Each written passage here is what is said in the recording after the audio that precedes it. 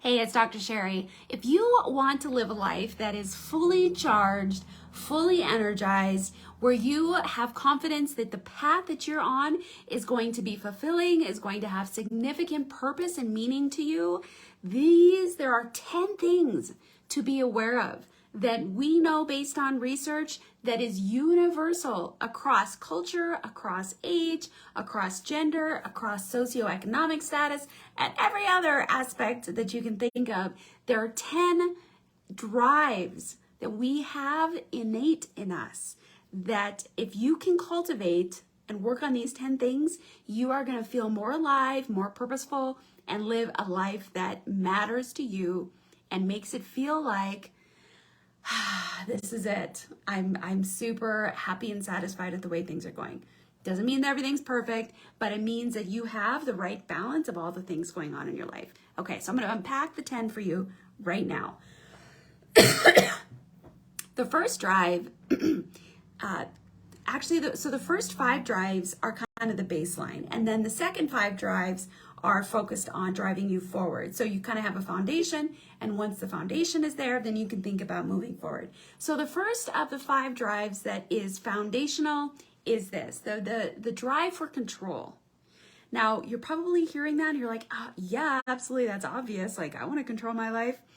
But there's 2 parts to this. It's taking control in your life where control can be taken, but it's also letting go of the perceived control of the areas of your life where you really don't have a lot of influence or control.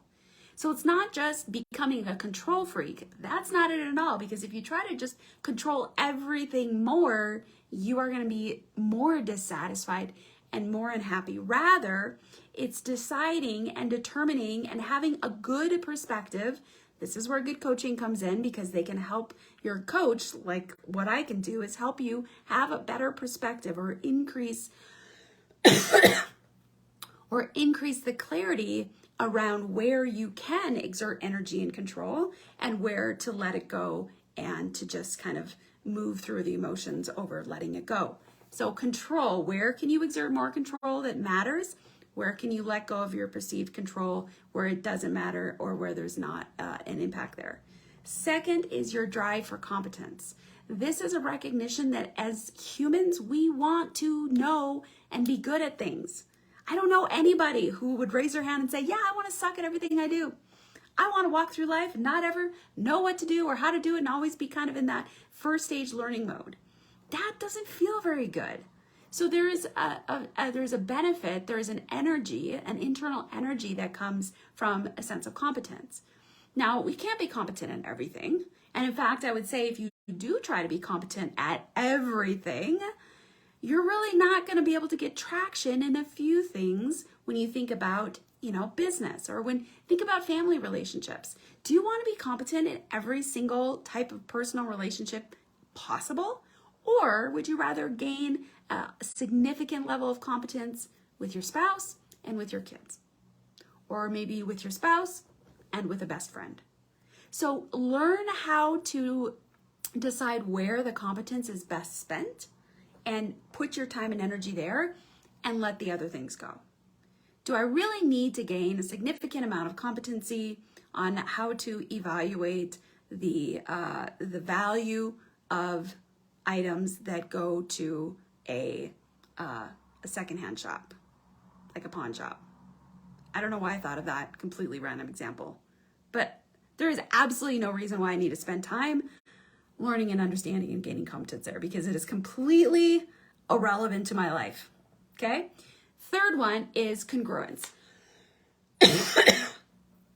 Congruence is so critically important because it's something we don't necessarily think about, but we feel. We feel when we are being incongruent. Congruence means it's referring to having clarity and really understanding what your values are in life, what matters, what are the morality and the ethics that you would raise your hand and say, I believe in this and you can't take it away from me. It's so fundamentally important. And then how we live our life, how we choose to act, how we choose to behave, how we choose to think, what we choose to say, when what we do aligns with what we believe, that is congruence. And the closer they align, the more congruence and the more peace that you have. I remember as a kid, I had this impulse to lie. Sometimes I did it just for fun. I don't even know why I did it. But it was a sense of when I did it, I had this internal disruption. And it didn't fit with what I knew was right, what I believed was right. So there's my beliefs and there's my actions. They were not in alignment, and I would feel it. And as an adult, that is absolutely why I don't lie anymore, because I still believe fundamentally it's wrong. But I also have chosen to act in a way that's alignment with my beliefs. And so are those things in alignment? If they're not, that's an opportunity for you to increase your congruence. Number 4 of the baseline is caring. This also has 2 separate components to it. Caring, when I say that and work with clients on that, usually the first thing they think about is caring for others, which is definitely a part of it. How well are you caring for others? But the other part of it is how well are you caring for yourself? And how well are you letting others care for you? Now, there is this client that I've worked with, and I remember having this battle with her, this verbal battle with her. She had this mindset that if she let other people help her, that showed weakness, and it meant that she wasn't capable. She didn't have competence, which I've already said is a form of a baseline drive for humans. But so she refused to let people care for her, and she always cared for other people, even at the expense of herself. So out of the 3 sections of caring for others, caring for yourself, letting other people care for you, she was deficient in 2 out of the 3. And it was obvious in how that was showing up in her life. She was overwhelmed. She felt taken advantage of a lot of times. She was burnt out. Her health sucked. Her mental health sucked. She just was not a healthy individual. Her mindset really needed to be improved, and she was really struggling with that.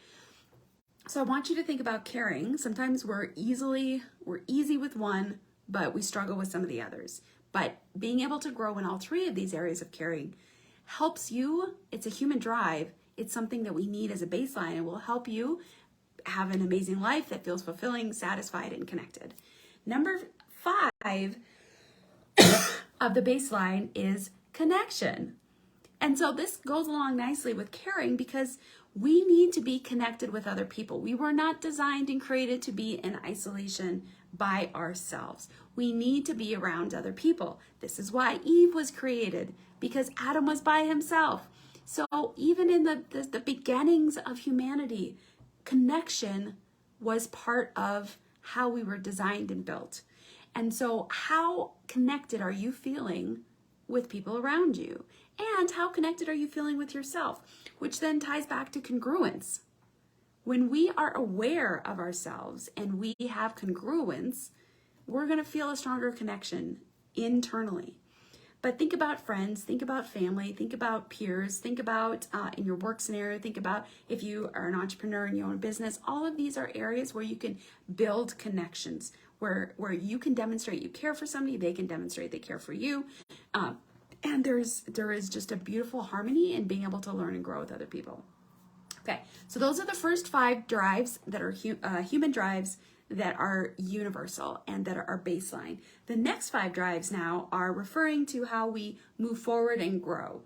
And the first one of those is change.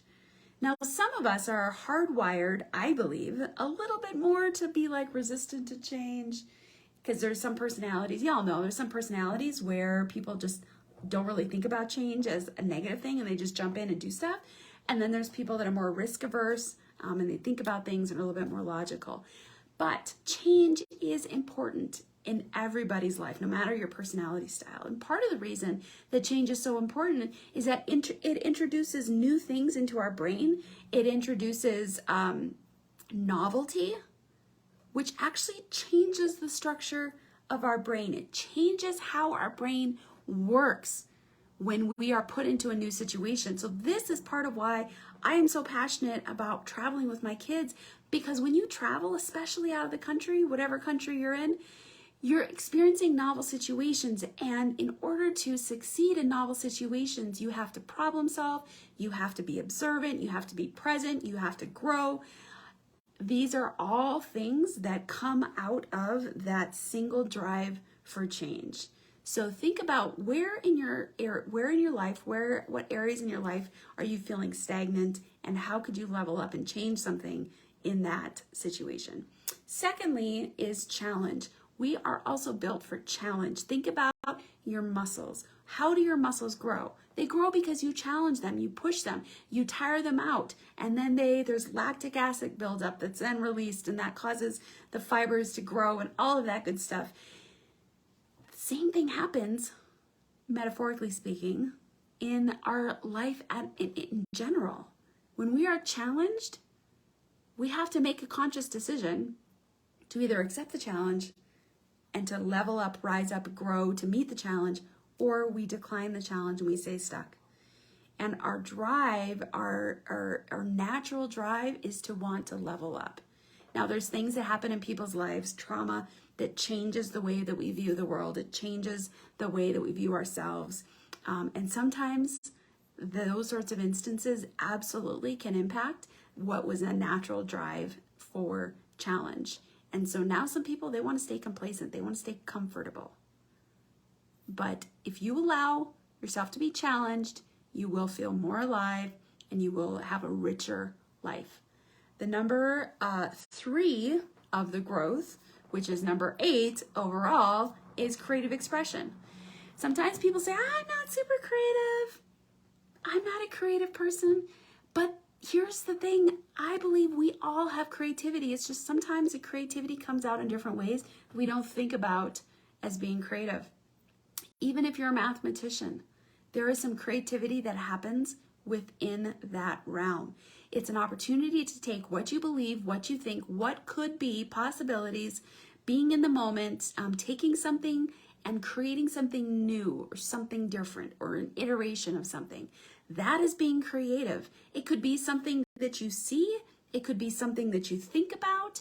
It could be something that you physically do. Doesn't matter. You're using your brain, taking what is or what you currently know and leveling up and creating something new out of that. It helps your brain grow as well. It is a form of challenge, in my opinion. All right. Second to last one is contribution. Sometimes we don't think about this one till we're a little bit further along in life, got the gray hair, we're kind of starting to think about retirement.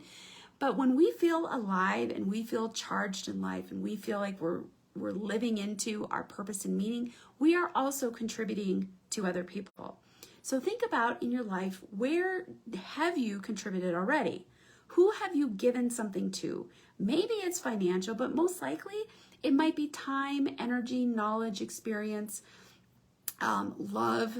Like, we are contributing to other people all the time in so many different ways.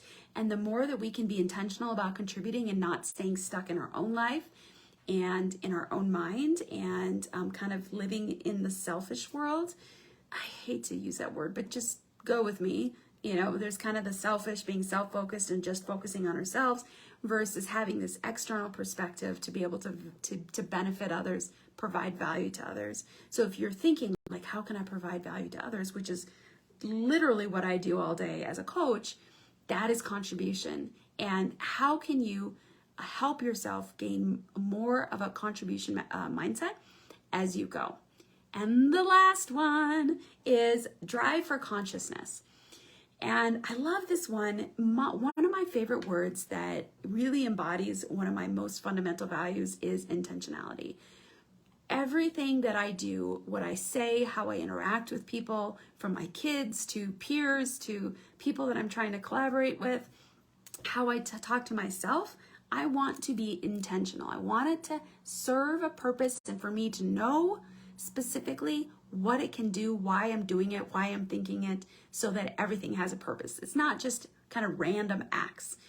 And consciousness is in that direction of I'm being intentional, I know what I want, I have clarity around that, and I'm acting out of intention, out of consciousness, so that I can move this thing forward, so I can create a certain experience for somebody. And so consciousness ties together all of those things, because in order to increase your drive of fulfillment, in control, in competence, in congruence, in caring, in connection, in change, in challenge, in creative expression, and in contribution, all of those things require you to have a consciousness about them and do them with intentionality. So these are the 10 drives for human drives that if you can intentionally focus on cultivating these things in your life, you are going to see significant increase in your success, in your sense of purposeness, and meaning in your life, and you will find you're going to find your emotions completely shift, which is an amazing journey to be on. If you would like support in this, this is what I do. This is my specialty. I help people understand how to focus more intentionally on areas of your life to help you create that life that you know that you were created to have.